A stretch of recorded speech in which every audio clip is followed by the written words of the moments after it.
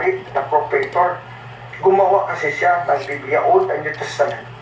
Tapos, siya nag-canonize sa compile. Tapos, she owned the Bible or the Holy Scriptures. Ang Kristiyano po na banal na makasulatan o Biblia o ang Catholic Bible po, walang iba. Kasi ang Protestantismo, sumulpot lamang 1517 sa time ni Martin Luther, the father and originator of Protestantism. 1517 po hanggang 21 lang po sumulpot ang Protestantismo. Itong Baptist na katulad ni Real Fuentes, isang pastor ng Baptist, although narinig ko is already excommunicated from the Bible Baptist Church in Labangon, I'm not sure if it's true. They came only from 1609 from John Smith, who built the Baptist Church, founded the Baptist Church in 1609, Netherlands, or in the Dutch land. Now, the Adventist also sulpot lang in 1863 doon sa Battle Creek, Michigan, USA. Na ang founder dito, ang mag-asawa na si Mr. James White at si Mrs. Ellen Goldwhite, ang iba pang mga Adventist mula kay William Miller nang pumalpak yung Great Disappointment, hindi totoo na bumalik si Cristo 1844. Kaya 1863 nagparisto sila doon sa Amerika, doon sila sumulpot officially and formally itong Adventista. Itutol na tutol itong Adventista, Baptist at mga anti-Catholics ay pa dyan, Iglesia ni Cristo, etc. Pero wala naman silang kinalaman sa Biblia, nakikigamit lang sa Biblia. Para back, wala silang sariling translation, itong Adventist, wala itong Bible translation na sarili, itong Iglesia ni Cristo, itong Baptist, itong Born Again. Marami sa kanila, NCTI, INC, walang sariling translation, no? So, ang Katoliko, for 2,000 years now, dami natin translation, we are the most translated Catholic Bible in all over the world from the time of the apostles of Christ up to now until Kingdom Come. Hindi pa rin tayo tatalo ng mga translation ng mga Protestante. So, let us begin. In the Bible, mayroong mga propesya dito, mga hula. If the Catholic Church, which is the true Israel of God in the New Testament, kasi sa Lumang Tipan, mayroong bayan ng Diyos, walang iba, ang bayan ng Israel o Hudiya. Sa Isaiah 59:21, ito pong ating mababasa. Gagamitin ko lang dito, dalawang version muna, Holy Bible with Apocrypha, New Revised Standard Version NRSV, at ito, Magandang Balita Biblia, if we read the Old Testament, Magandang Balita Biblia Catholic Edition, a New Testament combination of 4 translations from Protestants, the Demas Parallel New Testament, King James Version, nandito, Amplified New Testament, Living New Testament, at the Revised Standard Version. So let us read the prophecy in Isaiah 59:21.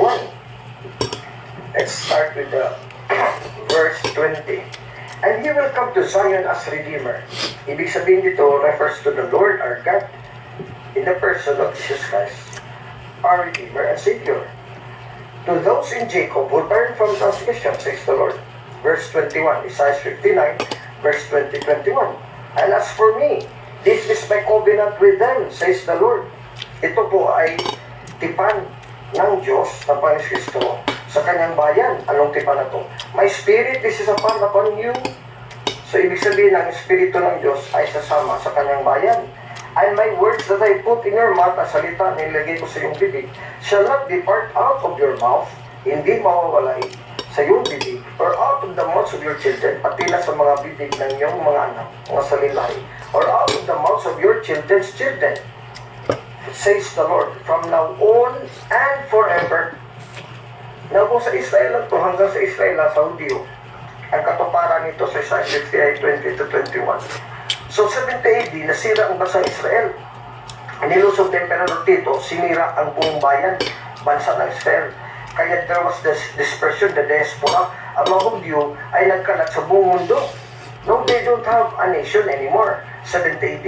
Bumalik lang sila for a number of years. No, more than thousands of years. Kasi 1948 lang ulit sila naging bayan doon sa Middle East ang Israel ngayon. So imagine 1948 minus 70. So around 1,800 70 years. 78 years, imagine. 1,878 years na walang bansang Israel. So, hindi matutupad ng Israel mga Hudyo na sa lumang tipan, Old Testament, they are truly the people of God.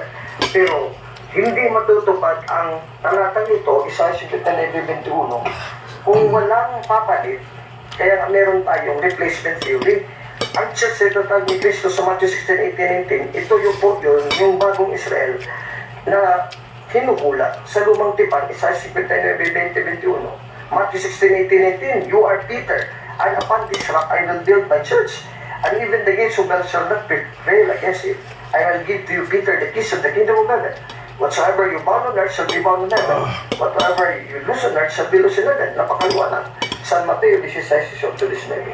O ito, basahin natin. Magandang balita, Biblia, Catholic Edition, Tagalog at Filipino version.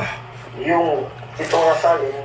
Tapos yung the same verse that I read from Holy Bible, New Revised Standard Version of both Catholic and Protestant with Apocrypha. Ito po ang ating matutungan sa parehong talata, Isaiah 59:20-21.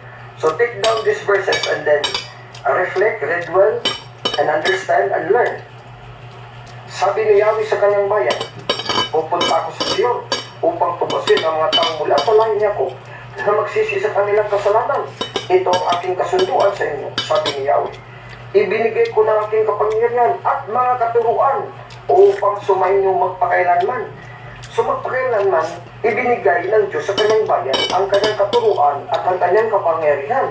Mula ngayon ay susundin niyo ako at tuturuan ang inyong mga anak at salilahi na sumunod sa akin sa buong panahon darating. Ang katuparan nito, hindi Israel kasi nakasira sa 70 AD, nilusog ni Emperor Tito. Nagpangalan sila, yung diaspora, they were spread all over the world, tapos naging buo ulit after 1,878 years.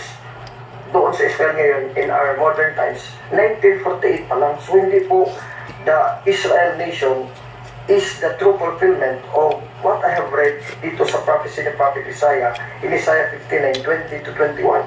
Sinong bayan na katuparan dito ngayon? Walang iba, Mateo 16:18-19. Basahin natin dito sa Magandang Balita Biblia, Catholic Edition, Filipino and Tagalog version. At sinasabi ko sa iyo, ikaw ay Pedro, at sa ibabaw ng batong ito ay itatayo ko ang aking iglesia. Yun ang bayan ng Huda at ng Israel na tinutukoy sa Isaiah 59:20-21. Ito ang katuparan ng iglesia, ang tinawag na bayan ng Diyos sa bagong tipan. The fulfillment of the Old Testament Church of God na inuhula ng mga propeta at ni Moises sa batas ni Moises ay itatay ko ang aking iglesia o simbahan at ang mga kapangyarihan ng kamatayan na hindi magtatagumpay laban sa kanya. Kaya nga ang Espiritu ng Diyos mapa sa iglesia, Isaiah 59:21, at sa salilain ng iglesia na talatag sa Matthew 16:18-19 ni Panginoong Kristo, at hindi ito magagapi ng Hades. So patuloy ito hanggang kailanman, kasama dito ang Biblia, ang kautusan ng Diyos at mga sabi ng mga propeta na isunulat sa libro na tinatawag natin na Old Testament at New Testament din, the whole Bible. At ibibigay ko sa inyo mga susi ng karya ng langit. Kaya ang Biblia nabigay din dito sa iglesia. Ang ipagbawal mo sa lupa, ipagbawal sa langit. At ang ipagtulog mo sa lupa, ipahulog din sa langit.